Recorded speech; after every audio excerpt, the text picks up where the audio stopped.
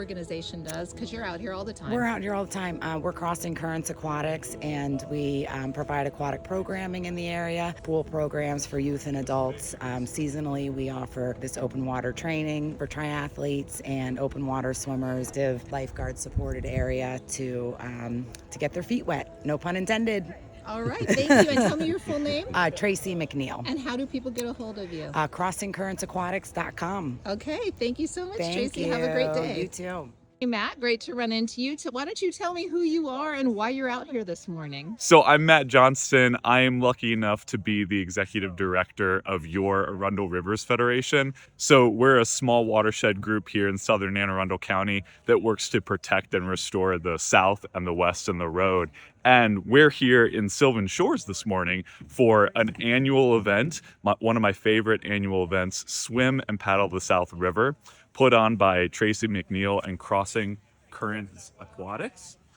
And for years, Traci and Crossing Currents has partnered with Arundel Rivers, and the proceeds from this wonderful event go to help restore and heal our river. So tell me some of the kind of things that are jeopardizing the health of the river at this time. Normally, whenever we ask a crowd, what's the biggest threat to the Chesapeake Bay? The answer is trash and oil. But the biggest threat to the Chesapeake Bay, educate homeowners to not fertilize next to the rivers, and to work in Annapolis to make sure that we have the funding to upgrade our wastewater treatment plants, waste treated, so that it doesn't go into our rivers. And then the other threat that we've got is here in Anne Arundel County, we are the last line of defense before you hit the oyster reefs in the Chesapeake Bay.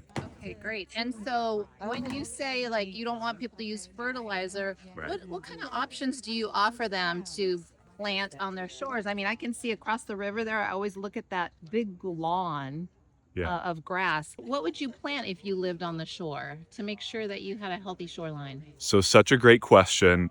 What we like to say is start small. Most people are not able to convert their entire lawn to native plants. I get it. My son plays soccer, and my wife says you can't take out the soccer goal in the backyard.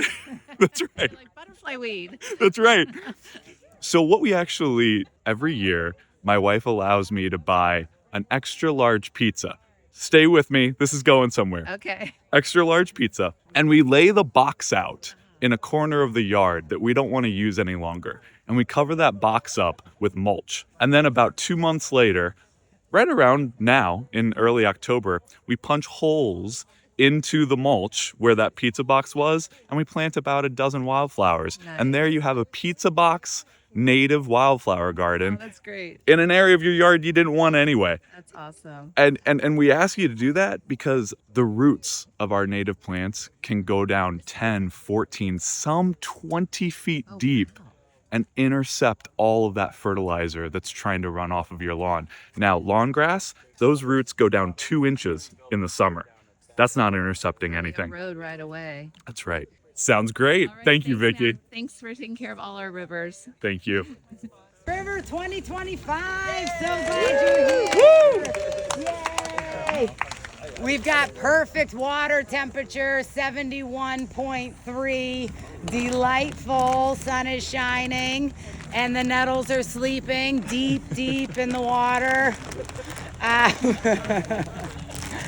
So thankful that you've come out. This is our 7th annual Swim and Paddle the South event.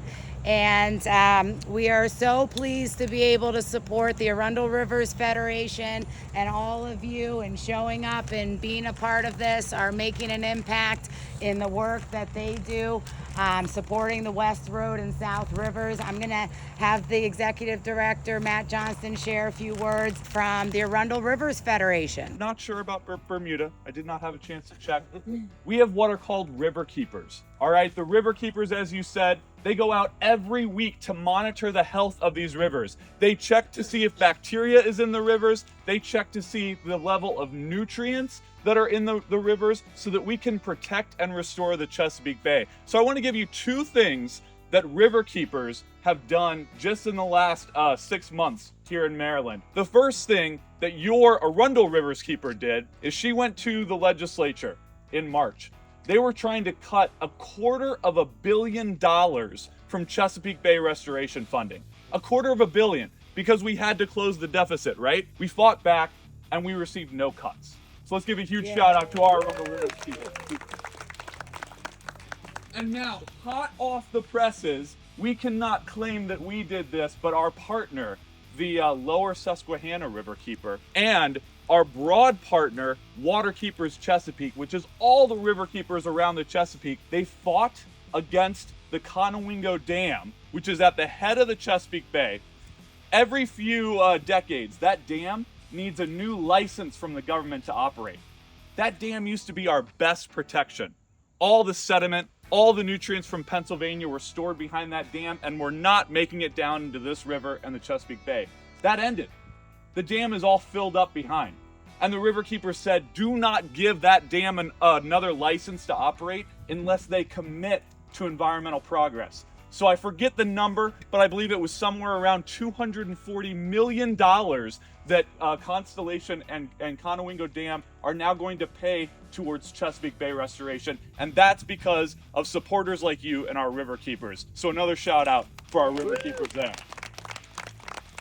So I just want to say that all the proceeds from today, from Crossing Current and Aquatics, go right back into this hard work that the riverkeepers are doing. So you could have chosen to do anything today, but you chose to come here and support making this river swimmable and fishable forever. So thank you very much. If you want to have any takeaways back at the community house, are just a few things.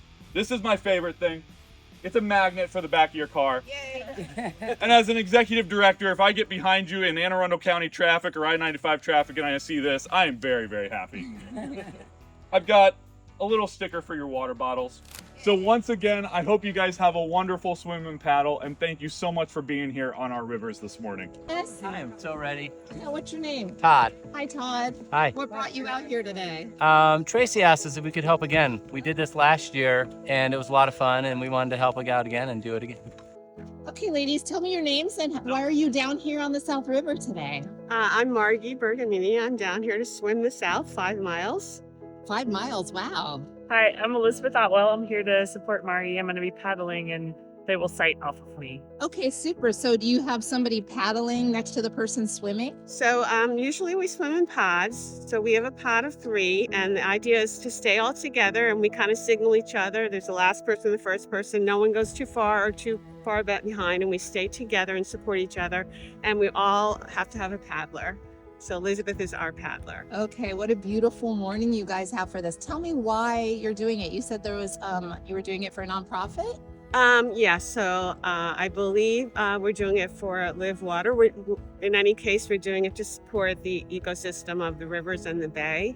I also do it for fun and it's great exercise. Yeah, that's awesome. Is this your first time out paddling on the South River? Nope, I supported Mari a couple of years ago doing the same event. All right, well, thank you, ladies, for keeping our rivers happy and safe. We love this river. Have a great paddle and swim. Good morning. My name is Margot Thomas, and I'm swimming in the South River Swim and Paddle. Okay, and why are you doing that? I love open water swimming, so it seemed like a beautiful event, and the weather is nice, so I'm excited to give it a try. It's my first time. Yeah, I usually try to combine travel with open water swim because I'm in Northern Virginia and there aren't a ton of places to swim up there, so just depending on where I am, but I will be in Miami in November swimming in the Ocean Man.